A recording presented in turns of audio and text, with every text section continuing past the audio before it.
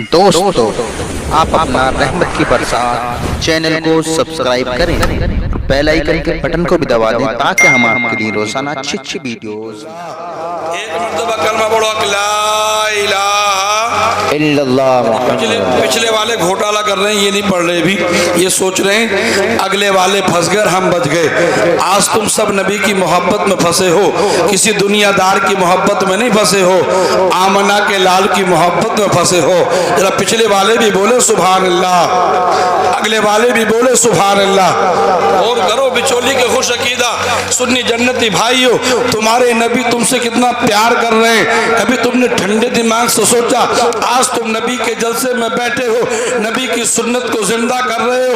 आओ जरा देखो तो सही, अल्लाह अल्लाह, पूरी लंबी लंबी रातें हैं, लंबी लंबी रातों में सरकार पूरी पूरी रात इबादत कर रहे हैं, अल्लाह अल्लाह। कभी रुकू कर रहे हैं तो कभी सजदे कर रहे हैं, कभी कयाम की हालत में है। यहाँ तक कि सरकार के पैर मुबारक पर वरम आ जाया करते थे। रातें खत्म हो जाती थी मगर सरकार के सजदे खत्म नहीं होते थे। जबकि नबी फरमाते हैं नमाज मेरी आंखों की ठंडक है, नबी फरमाते हैं नमाज मोमिन की मेराज है। अल्लाह अल्लाह, इस्लाम के मुकद्दस शहजादों, ऐ नमाज़ें छोड़ने वालों, माँ बाप की नाफरमानी करने वालों, जरा गौर करो कल कयामत के दिन अल्लाह को क्या जवाब दोगे, अल्लाह को क्या जवाब दोगे। इस्लाम के मुकद्दस शहजादों, तुम्हारे नबी पूरी पूरी रात इबादत करते। सुबह को हजरत बिलाल जैसे ही मस्जिद नबी के सहन से आवाज देते, हय्या अलस सलाह हय्या अलल फलाह, ऐ लोगों आओ नमाज की तरफ, ऐ लोगों आओ कामयाबी की तरफ, ऐ सोने वालों नींद से बेहतर नमाज है। अब पैगंबर आदम अपने सर को सजदे से उठाते, अल्लाह की बारगाह में रो रो के दुआ मांगते, ऐ परवरदिगार आलम, रातों के जागने का सवाब तू ले ले, मेरी गुनाहगार उम्मत को मेरे हवाले कर दे। ऐ बिचौली के खुश अकीदा सुन्नी जन्नती भाइयों, जरा तवज्जो करो, जो नबी, जिस नबी के सदके में अल्लाह ने कायनात के सर्रे सर्रे को पैदा फरमाया, तुम्हारे नबी तुम्हारी मग़फ़िरत के लिए पूरी पूरी रात इबादत करते, अल्लाह की बारगाह में रो रो के दुआ मांगते, ऐ मौला मेरी गुनाहगार उम्मत को मेरे हवाले कर दे। बरेली के ताजदार की निगाह इस हदीस पाक पर पड़ी तो बरेली का ताजदार बेसाख्ता यूं पुकार उठा, अल्लाह क्या जहन्नम अब भी न सर्द होगा हम सियाकारों के लिए, अल्लाह क्या जहन्नम अब भी न सर्द होगा हम फकीरों के लिए, अल्लाह क्या जहन्नम अब भी न सर्द होगा। रो रो के मुस्तफा ने दरिया बहा दिए। जी सुभान अल्लाह, बहुत अच्छा माशाअल्लाह। रो रो के मुस्तफा ने दरिया बहा दिए हैं। गौर करो इस्लाम के मुकद्दस शहजादों, आज तुम बाप को धोखा देते हो, माँ को धोखा दे सकते हो, गांव के इमाम साहब को धोखा दे सकते हो, मगर मेरा अल्लाह वो है जो तुम्हें हर वक्त चलते फिरते उठते बैठते देखता है। आज नौजवान अल्लाह अल्लाह पूरी पूरी रात गंदी गंदी तस्वीरें देखते हैं और माँ बाप कहते हैं बेटे सो जा, माँ कहती है मेरे लाल सो जा, सुबह को काम करना है। ये जालिम बेटा अपने माँ बाप को धोखा देने के लिए एयरफोन का इस्तेमाल करता है, पूरी पूरी रात एयरफोन लगाकर अपनी माँ को धोखा देता है। ये समझता है मेरी माँ नहीं देख रही है, मेरा बाप नहीं देख रहा है। इस्लाम के मुकद्दस शहजादों, अपने बाप को तो धोखा दे सकते हो, माँ को तो धोखा दे सकते हो। कलीम का पैगाम लेकर जाओ, हर गुनाह करने से पहले ये सोच लो कि कोई देखे या ना देखे, मेरा खुदा मुझे देख रहा है। हर गुनाह करने से पहले ये सोच लो कि मेरा खुदा मुझे देख रहा है। आओ मुझे ज्यादा देर नहीं बोलना कारी साहब, बस कौम को पैगाम ये देना है। अनवार भाई ने बेटे की शादी के मौके पर सरजमीन बिचौली में नबी की आमद का जलसा सजाया। अल्लाह तो इनके बेटे की जायज मुरादों को सजा दे। आओ मैं तुम्हें बताऊं शादी में क्या जायज है और क्या नाजायज है। तुम्हारे नबी फरमाते हैं निकाह करना मेरी सुन्नत, और आगे नबी फरमाते हैं जब तुम्हारी औलाद बालिग हो जाए तो उनके निकाह करने में जल्दी करो। सुभान अल्लाह। आगे नबी फरमाते हैं जब अपने तुम बेटे और बेटी के लिए रिश्ता तलाश करने जाओ ना तो सबसे पहले नबी फरमाते हैं अगर बेटी के लिए रिश्ता तलाश करने जाओ तो लड़की के अंदर दीनदारी देखो। सुभान अल्लाह। क्या देखो? दीनदारी देखो। अच्छा तसल्ली से बताओ, अब हम दीनदारी देखते नहीं देखते? अब तो बिचौलिया पहले कहानी आंख से देख ले कि बताओ बिल्डिंग कितनी ऊंची है। हमने पूछा क्या मामला? बोले मौलाना तुम्हें मालूम नहीं है, जब बिल्डिंग अच्छी होगी तभी तो माल मिलेगा। ससुराल वालों से मत मांगो, मांगना है तो पंजेतन के सदके में अल्लाह से मांगो। ससुराल वालों से दिए से मालदार नहीं आती है। अल्लाह जब चाहता है जब बंदे को मालदार कर देता। नबी फरमाते हैं दीनदारी देखो। अगर तुमने अपने बेटे के लिए अपनी बेटे के लिए बहू की दीनदार बहू तलाश कर ली, वो माल लेके नहीं आएगी, खुदा का कुरान साथ लेकर आएगी। मालदार बेटी, मालदार दुल्हन एलसीडी साथ लेके आती है। गरीब बाप की बेटी कुरान पाक साथ लेके आती है। मालदार दुल्हन सुबह को 8 बजे उठती है और गरीब बाप की बेटी फजर की नमाज पाबंदी से पढ़ती है। अगर तुमने गरीब बाप की बेटी को अपनाया, वो तुम्हारे घर आएगी, सुबह सवेरे उठेगी, कुरान की तिलावत करेगी, नमाज पढ़ पढ़ के तुम्हारे लिए दुआ करेगी। अल्लाह अल्लाह, शोहर भी नमाजी बन जाएगा, सास भी नमाजी बन जाएगी, पूरे का पूरा घर इस्लामी माहौल में रंग जाएगा। और जब वो हाथ उठा के दुआ मांगेगी, ऐ मौला मेरे शोहर की कमाई में बरकतें अता फरमा, तिलावत कर कर के दुआ मांगेगी, कुरान पढ़ पढ़ के दुआ मांगेगी, नमाज़ें पढ़ पढ़ के दुआ मांगेगी, तो नबी फरमाते हैं औरत की दुआ अर्शे आदम को हिला दिया करती है। उसकी दुआ इतनी जल्दी रंग लेकर आएगी कि तुम्हारा घर किसी दुनियादार की मोहब्बत का अड्डा नहीं बनेगा, नबी की मोहब्बत का मदीना बन जाएगा। नारे तकबीर, नारे रिसालत, मसलके आला हजरत हजरत अल्लामा मौलाना कलीम अशरफ रज़ा साहिब किबला। नारे तकबीर, नारे रिसालत। दुनियादार की मोहब्बत का घर नहीं, नबी की मोहब्बत का मदीना बन जाएगा।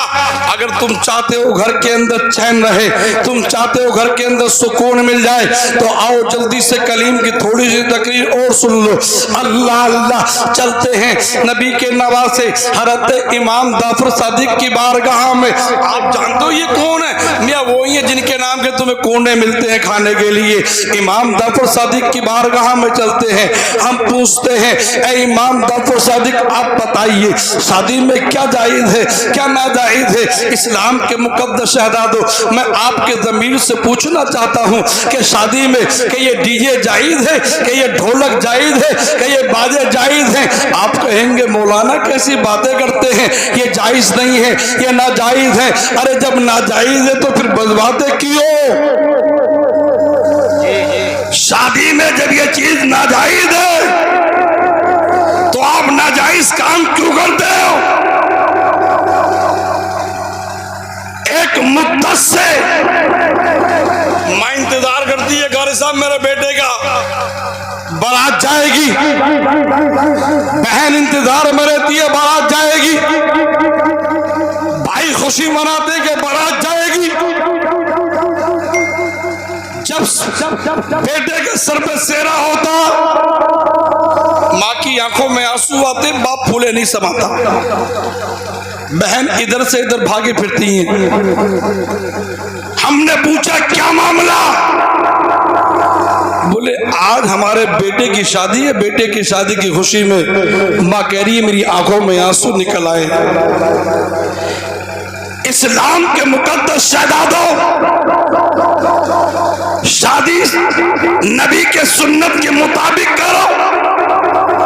आओ मैं बताता हूं, माँ बाप के ऊपर जिम्मेदारी यह है, जैसे ही बारात जाने का वक्त आए, रात को माँ बाप, बल्कि माँ बाप ने पूरा खानदान जल्दी सोए, सुबह सवेरे उठे, फजर की नमाज अदा करें, अल्लाह की बारगाह में माँ और बाप, बहन और भाई हाथ उठा के दुआ मांगे, ऐ मौला मेरे बेटे की उम्र में बरकतें अता फरमा, मेरे बेटे की शादी में बरकतें अता फरमा। मगर अब तो दुआ कहाँ मांगेगी? रात को पूरी रात डीजे चल रहे हैं, ढोलक चल रही है।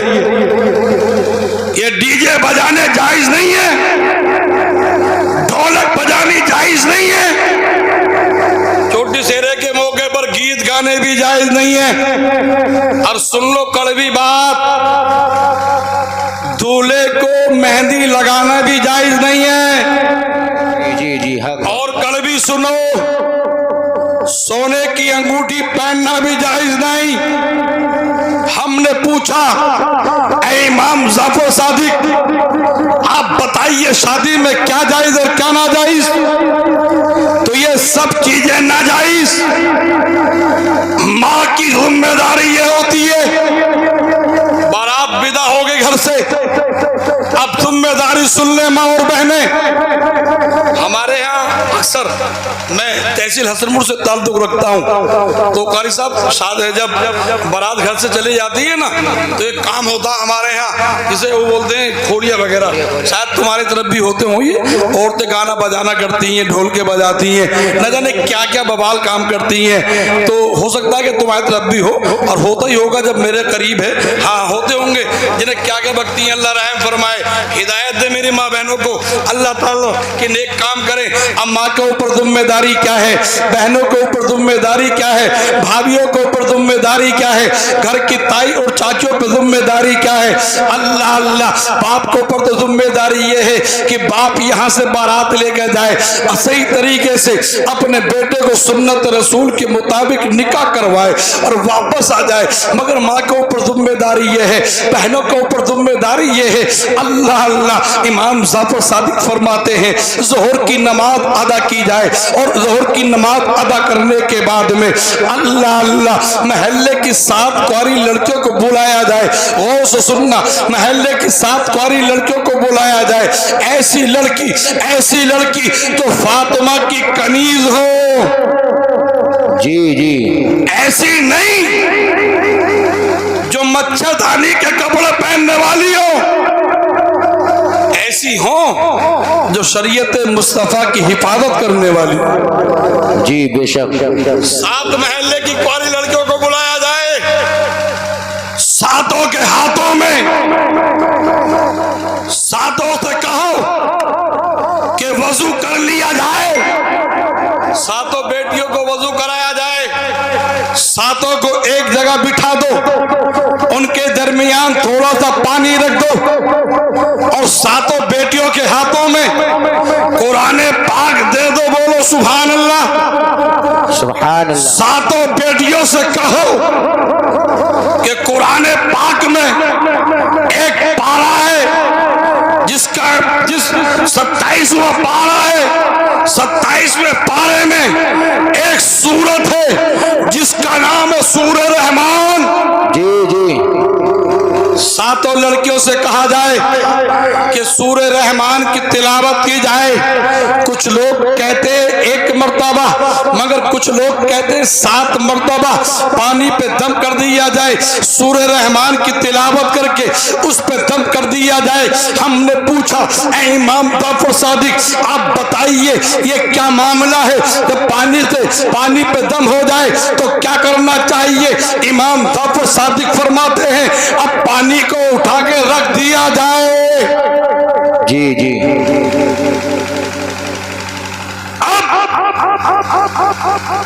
फिर बहनों का ऊपर जिम्मेदारी।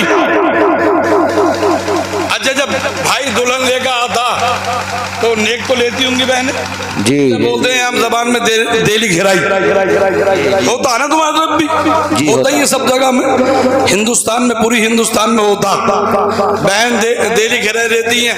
पहले तो गीत गा के हमारी बहनें माए दुल्हन को उतारा करती थी, मगर बहनों गीत गाने जायज नहीं है। अब सुनो क्या जायज है। हज़रत इमाम जाफर सादिक फरमाते हैं, अल्लाह अल्लाह के जैसे ही देली पर दुल्हन आ जाए तो मैं ये इनकार नहीं करता कि बहनों को पैसा नहीं लेना चाहिए। अगर 1000 लेती हो तो आज से 2000 इनाम ले, मगर कलीम के पैगाम पर अमल करे।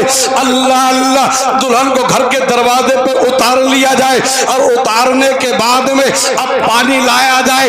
अल्लाह अल्लाह इमाम जाफर सादिक फरमाते हैं कि पानी के छींटे दुल्हन के चेहरे पे मार दिए जाएं। हमने पूछा, ऐ इमाम जाफर सादिक, आप बताइए उस पानी के छींटों से क्या मसला हल होगा? इमाम जाफर सादिक फरमाते हैं, जैसे ही सूरे रहमान का पानी के छींटे उस दुल्हन के चेहरे पे पड़ेंगे, अगर बाप के घर से कितना भी बड़ा असरात लेकर आएगी, छींटों के जरिए वो असरात दूर हो जाएगा।